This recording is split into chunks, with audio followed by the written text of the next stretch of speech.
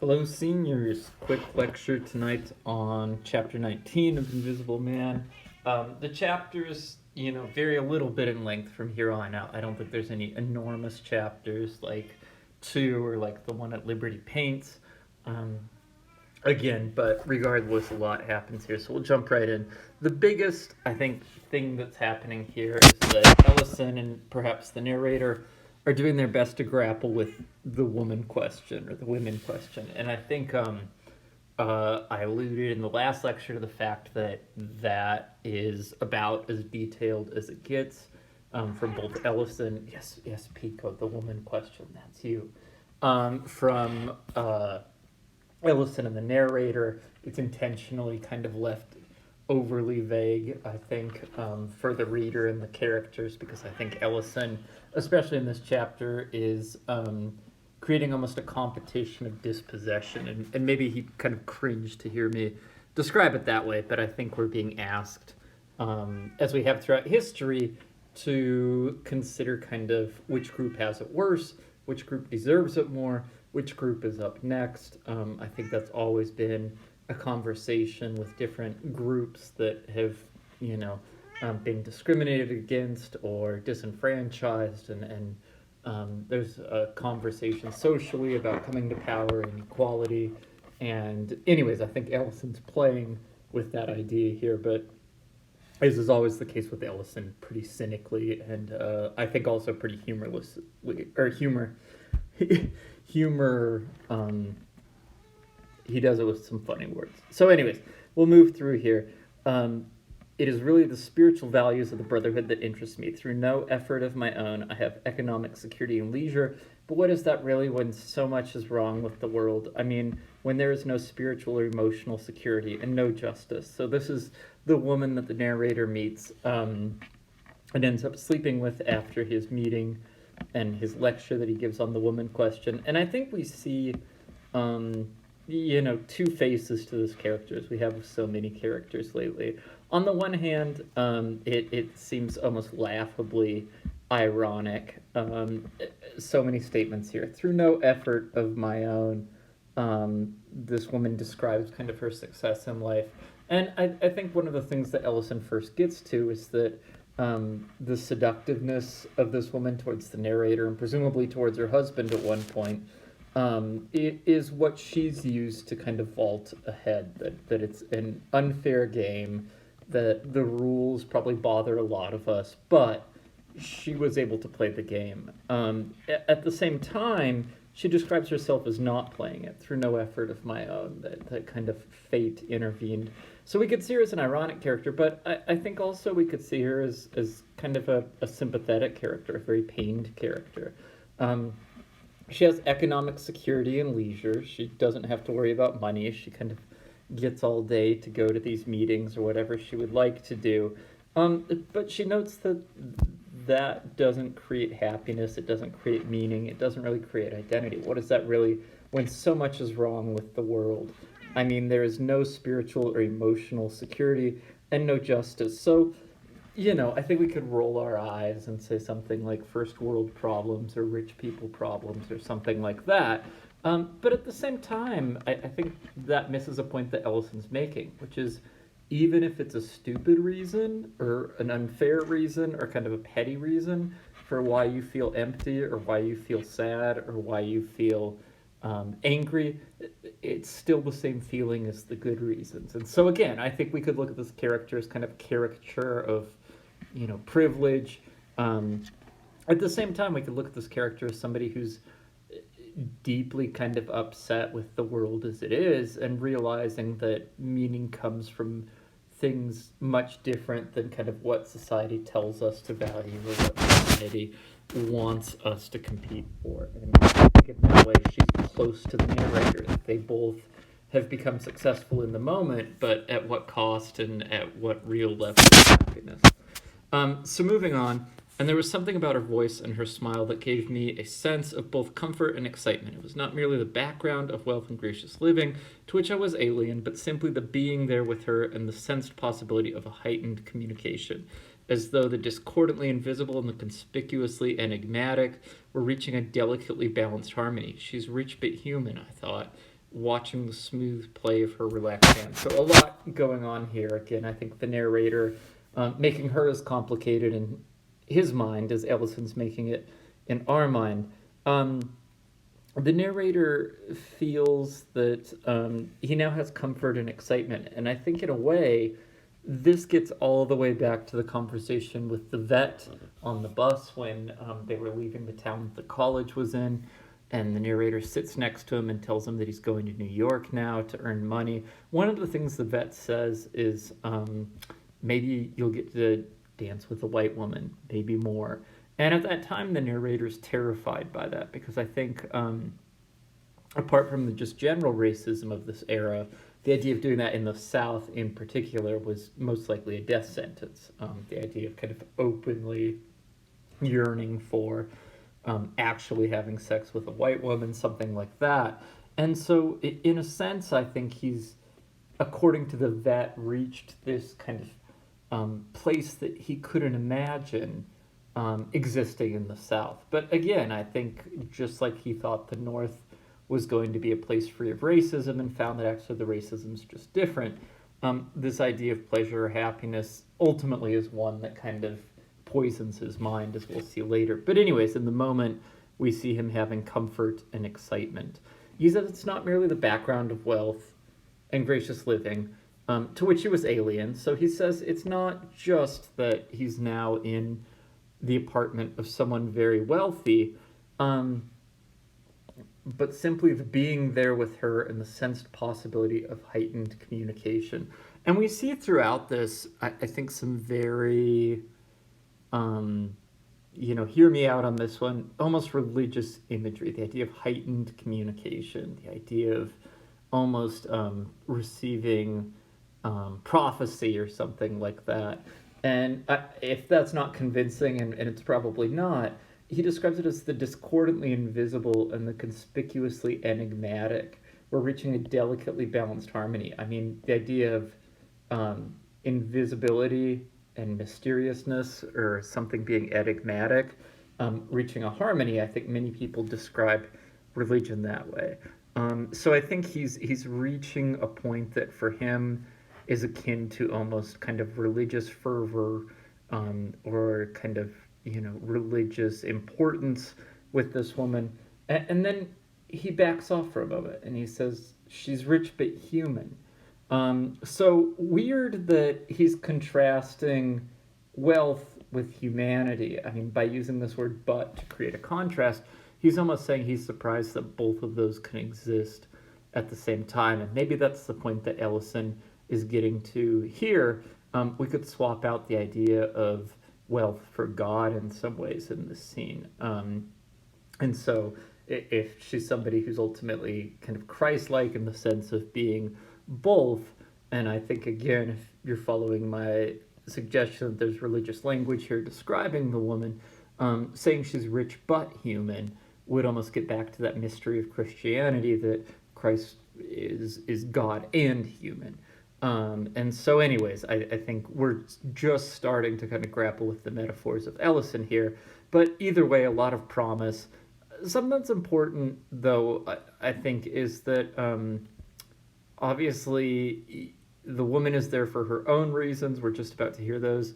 And of course, the narrator's there for his own reasons. So I think, this is a bit of a shock, probably, to hear it described this way. And it's also a bit of a shock, I think, to read it that way, because if this is supposed to be religious knowledge and religious revelation, it ends up being so screwed up and disappointing and ultimately anxiety-inducing that it seems to fall short of everything that was kind of promised here. All right, so moving on.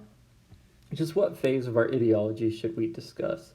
All of it, she said. I wish to embrace the whole of it. Life is so terribly empty and disorganized without it. I sincerely believe that only brotherhood offers any hope of making life worth living again. Oh, I know that it's too vast a philosophy to grasp immediately, as it were.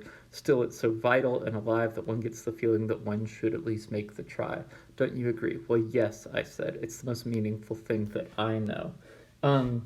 So, again, we have the woman here, and I think, like I suggested with the first quote, we could see her as someone who's kind of almost arrogantly ambitious, somebody who's kind of pretentious. Oh, I want to discuss all of the ideology. But at the same time, if she's that, she also again expresses this pain, and whether or not it's ironic how exaggerated it is, or it's actually honest and therefore kind of something meant to evoke pity, you can decide. But life is so terribly empty and disorganized without it. And again, I think the important part here, the idea of brotherhood, is interesting because she is a woman. Clearly, that gendered word leaves her out, and she says that only brotherhood, in a sense, only masculinity, offers any hope of making life worth living again. I think we see again this horrible bind that these characters who are kind of disenfranchised, dispossessed, are placed in, of having to at some degree cooperate with the powers that be and often kind of debase and degrade themselves in doing so to keep moving along, to perhaps one day get their moment. And then the woman goes on, oh, I know it's too vast a philosophy to grasp immediately, as it were, still it's so vital and alive that one gets the feeling that one should at least make the try. Don't you agree? And the narrator replies, well, yes, I said it's the most meaningful thing that I know. And of course, Ellison has been in a habit of italicizing pronouns. He italicizes that I there. And so I think there are a lot of different ways to read this. It's the most meaningful thing that I know. We could read it again as kind of his authority. He is a man, even as a black man, is the one in command in this situation. I think we're again playing kind of who's more dispossessed than who else in this scene. But if she says it's brotherhood that makes life worth living, the narrator has more of kind of an entry ticket to that club than the woman does in this case, even though she's white, even though she's rich. So I think there's that. But I think it's also something where we could question if the narrator is being sincere here. It's the most meaningful thing that I know. I think we could see that as an exception, that he doesn't know a lot. And so out of the vast number of things he could talk about, and I think this is very much about kind of him expanding his mind and his experiences and ultimately his identity, it's small. It's a small part of the world with a very, relatively simple and narrow explanation of the world. Again, it being this kind of idea of communism. I'm sure Marx is turning over in his grave saying, what, you think I did a bad job explaining the whole world through economics? We'll see which name is remembered throughout history, Lang or Marx. But anyways, I think we could also read it ironically as the narrator making this grand statement, almost in the opposite direction of the woman saying that she wants to learn all of the philosophy here, that he knows very little of it. All right, moving on. I must confess that you also make me afraid. Afraid? You can't mean that, I said. Really, she repeated as I laughed. It's so powerful, so primitive. I felt some of the air escape from the room, leaving it unnaturally quiet. You don't mean primitive, I said.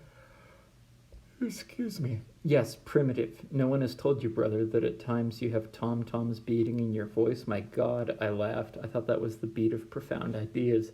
So, just as perhaps there's this union of, the woman's kind of femininity and how that's dispossessed her, and the narrator's masculinity, kind of letting him get that one up on her, she seems to reintroduce race, the idea of him being primitive, which is, a word that's been used over and over and over again to describe, people seen as less than, people seen as not civilized, people seen as savages. For many, many different groups, typically groups of people of color in history have been described this way, but clearly a loaded, pretty offensive term.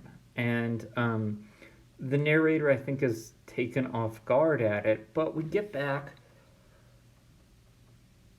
to the same question I think that the narrator had in the party at the Chthonian, where the man asked him to sing the Negro spirituals, which is, do you have a conversation about the chain link on the desk, or do you put it away and never discuss it? And so it seems as though the woman is trying to make some sort of compliment. She goes on to say he's powerful. Um, and she describes it in some other ways, but the language that she uses for it is so based in racism, so based in the idea of inferiority, especially the perceived inferiority of black people, by groups of power in this country, that it has to be at least seen as possibly degrading, if not outright degrading. And so I think we get caught again in this kind of tug of war between race and gender that's going on throughout this chapter. All right. And there's another important aspect, she said, one which concerns me greatly. It provides women the full opportunity for self-expression, which is so very important, brother. It's as though every day were leap year, which is as it should be. Women should be absolutely as free as men. And if I were really free, I thought lifting my glass, I'd get the hell out of here. Again, I think this idea of freedom coming up, that for her, freedom is full opportunity of self-expression, and for him, freedom is the ability to kind of be socially powerful, to come and go as he pleases. And so, we see a tension in those ideas, that the narrator suddenly realizes if he thought he was in power in the situation, if he thought he was the one kind of winning by coming up to the apartment and possibly having the sexual encounter with this woman, that he's not, that he's in a sense still kind of being held there, that she's talking about how little freedom she has, and to some degree that's probably true, but she's also exercising power over him. All right, so, but brother, darling, I talked with him, I know. You what? What kind of game is this? Oh, you poor darling, it isn't a game. Really, you have no cause to worry, we're free. He's in Chicago seeking his lost youth, no doubt, she said, bursting into laughter of self-surprise. She's not at all interested in uplifting things, freedom and necessity, women's rights, and all that. You know the sickness of our class, brother, darling. So, a lot going on here. One, the woman suggesting and pretty much confirming that she and her husband have an open relationship. And I guess that there's a question if this is actually the case. I'm going to make that an even harder question to, I think, consider as we get through that scene in a bit.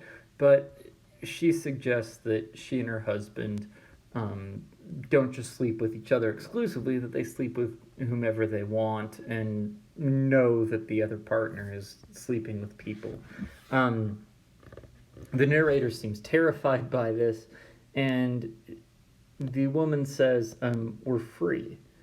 And she keeps describing this as freedom and necessity, uplifting things, women's rights, and all that. But then she catches it and says, the sickness of our class. And so it's a weird contrast between the uplifting things and the sickness of our class. I guess maybe she could be referring to him not being interested in those things and that being the sickness of the class. But I think it's ambiguous enough that we have to ask that question. So, moving on here. It was strange, my mind revolved. I was chased out of a Chinkapin woods by a bull. I ran up a hill. The whole hill heaved. I heard the sound and looked up to see the man looking straight at me from where he stood in the dim light of the hall, looking in with neither interest nor surprise, his face expressionless, his eyes staring. Excuse me. There was the sound of even breathing. Then I heard her stir beside me. Oh, hello, dear, she said, her voice sounding far away back so soon. Yes, he said, wake me early. I have a lot to do. So I think this is the first place where we see Ellison really kind of messing with our minds in a way he hasn't maybe since the very start of the book. The narrator's having this dream of being chased by a bull. And if we go back a few chapters ago, we have that scene in the bar, and I made a lot of the scenes of the bull and the matador in the bar there. So I think that comes up again. To make this connection even deeper, although I didn't include a quote about it, the woman is described as at times waving the sides of her red robe. And so, in a way, I think she's the matador. But if she's the matador and the narrator was the bull is something different here. And I think we have to question then what the bull is. It's chasing him out of the woods. Either way, he wakes up and he sees this man looking straight at him. Seemingly must be able to see him. His face expressionless, his eyes staring.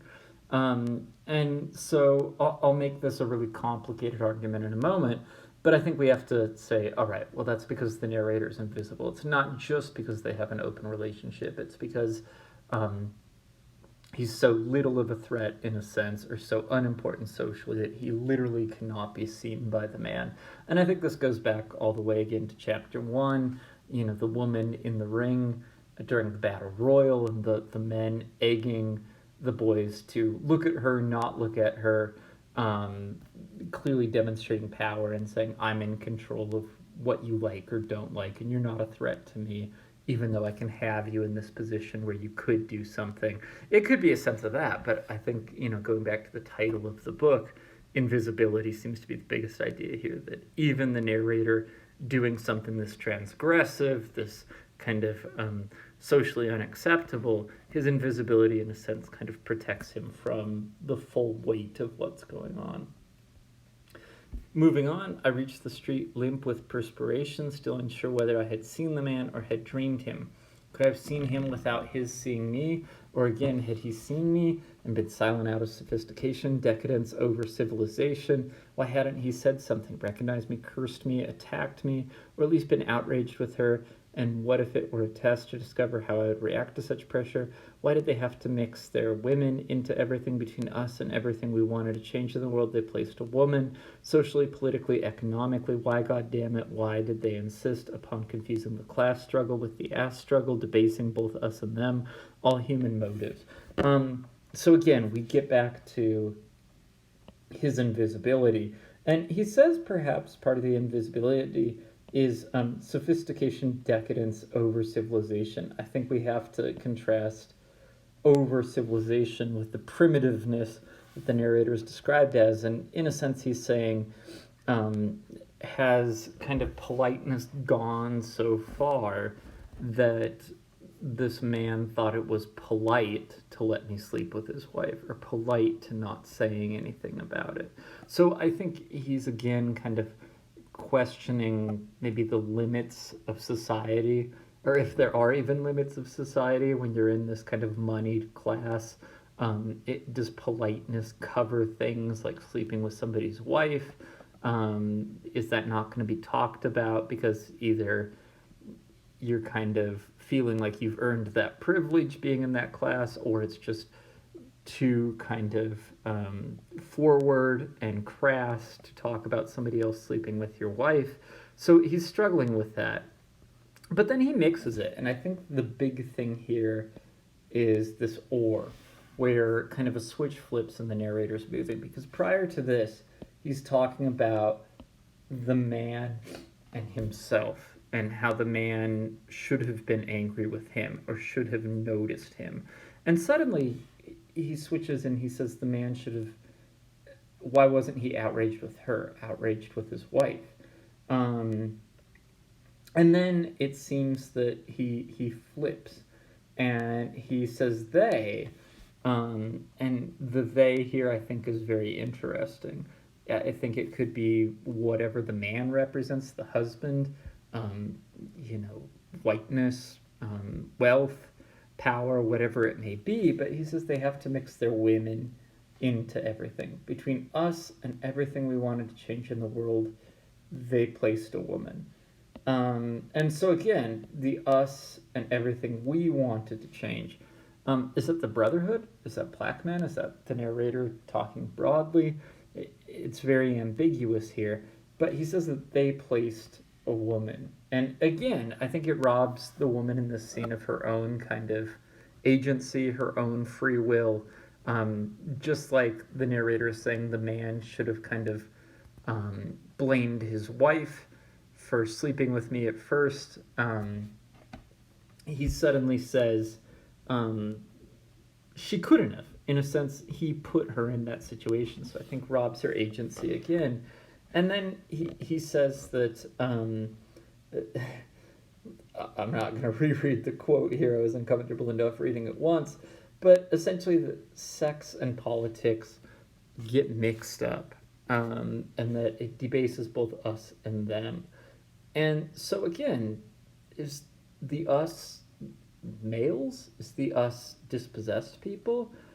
Is the us women? It's totally unclear here, but you can plug in different groups and get totally different readings of each one of these ideas here. And I think one of the big things with this all human motives is that, like we've gotten through with 1984 and other dystopian literature, that there are parts of being a human that are immutable, in a sense that, can't be changed no matter what society is, no matter what time it's at. And so he seems to say that sex is always going to be a kind of driving force, and one that oftentimes outweighs ideas of society or ideas of social mobility. That this force, not reading that, is in a sense kind of always a deep driving force that has to be, considered and oftentimes competed with. All right, thankfully moving on. So now I was certain that the man had been in the doorway, a man with a briefcase who had looked in and given no definite sign that he had seen me. A man who had spoken like an indifferent husband, but who yet seemed to recall to me some important member of the Brotherhood, someone so familiar that my failure to identify him was driving me almost to distraction. My work lay untouched before me. Each ring of the telephone filled me with dread. I toyed with Tarp's leg chain. This was a comment that I made a few years ago during a class discussion about this book, and it's kind of, I think, haunted me ever since. We were talking about who the man was, because there's so little that gets said about him. And I think that Ellison gives us very few hints, but those hints are telling. One is the man has a briefcase. That's one of the only physical descriptions we get of him. He was a man who reminded him of some important member of the Brotherhood. And so I think if we weigh some of these, we have to, in a sense, wonder, was the man the narrator? And I think to ask that question, we have to think of it totally in terms of ideas, not in terms of plot. But it seems like the briefcase, which has been a major element of this book since the end of chapter 1, and the narrator becoming an important member of the Brotherhood, and maybe there's a play in a sense on that word there, that he is actually the one looking in and kind of judging himself, and or even in a sense not judging himself. His actions are invisible to him as the professional.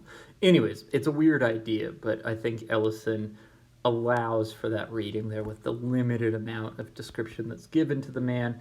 I think Ellison includes just enough that it overlaps with what we know about the narrator and almost no one else at any other point. But either way, the narrator's kind of compelled with figuring out who this man was. And again, if you want to twist your brain inside out, thinking that the man who looked at him was actually the narrator looking at him is a possible answer, although probably not a very satisfying one. Also probably one I'm not going to fault you if you skipped over the last minute and a half of this. All right, so then I relaxed it a bit. Work had to be done. I would play the waiting game, and despite my guilt and uncertainty, I learned to forget that I was a lone guilty black brother and to go striding confidently into a room full of whites. It was chin up, a not too wide stretched smile. Excuse me. The outthrust hand for the firm, warm handshake, and with it just the proper mixture of arrogance and down-to-earth humility to satisfy all. I think with this sort of paragraph, we're taken very much back to Bledsoe. This confidence that Bledsoe has, or maybe not confidence so much as kind of a willful ignorance of what the reality is. The narrator described himself as a lone, guilty black brother, but he goes striding in confidently into a room full of whites. It was chin up, a not too wide stretched smile, the outthrust hand for the firm, warm handshake. These terms that describe a mix of both kind of leadership power, but also humility, a proper mixture of arrogance and down to earth humility to satisfy all. So that part of becoming powerful, part of becoming influential, part of becoming respected is knowing where the line is and walking right up to that line, but then looking down at it and saying, I absolutely see that line, I will not cross that line, and backing away from it. The narrator seems to say that's, for him at least in this moment, his sense of kind of success. And I think we see Bledsoe even saying that his success comes from knowing how to make the trustees feel that they're on his side and he accepts them, while also still feel like they're in control and that they're with somebody who is willing to kind of recognize inferiority in the presence of them. All right, last quote here. But of one thing I was certain, it was not the same attitude they held for certain other black brothers who entertained them with stories so often that they laughed even before these fellows opened their mouths. No, it was something else, a form of expectancy, a mood of waiting, a hoping for something like justification, as though they expected me to be more than just another speaker or an entertainer. Something seemed to occur that was hidden from my own consciousness.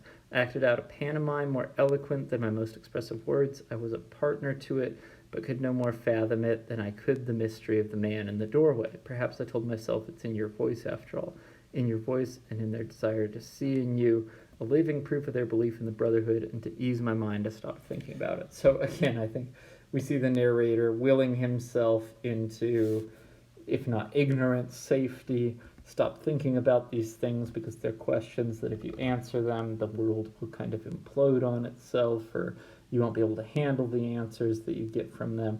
The narrator seems to realize that, and I think that gets up to this idea of seeing the line, walking right up to it, and then backing off of it that we have here. But again, the narrator saying that there's an attitude that they, I think the white people, the people who attend the Brotherhood's meetings, the white members of the Brotherhood in power, like Brother Jack, hold for certain black brothers who entertain them with stories so often that they laughed even before these fellows opened their mouth. They seem to describe this quote-unquote sort of other black brother here as somebody who is not taken seriously, somebody who is kind of, I think, accommodated, that when whoever it is in power in the Brotherhood hears these stories, they laugh because they think they're supposed to laugh, not because the stories are funny. The narrator says, I'm something else. I'm not treated that way. It seems like my words are actually considered. And that there's this sense of possibility here. They expected me to be more than just another speaker or an entertainer. At the same time, when he says this, he says that whatever they want him to be is hidden from his own consciousness. And then he describes, I acted out of pantomime more eloquent than my most expressive words. So whatever power is in his words isn't happening here. Pantomime, of course, is, kind of silent actions. And it's odd that he says the pantomime, his movements rather than his words, seem to be what is giving him his power in this moment. So I'll end there. This sets up, I think, maybe the second or third most uncomfortable chapter coming up in a bit. But really Ellison diving into, I think, that question of gender or sexual identity in addition to racial identity, and having those kind of butt heads, so to speak, here, and grapple with how gender fits into a world where for a long time I think race and class have been the biggest questions and the biggest forces that Ellison's been working with. Have a good evening. I will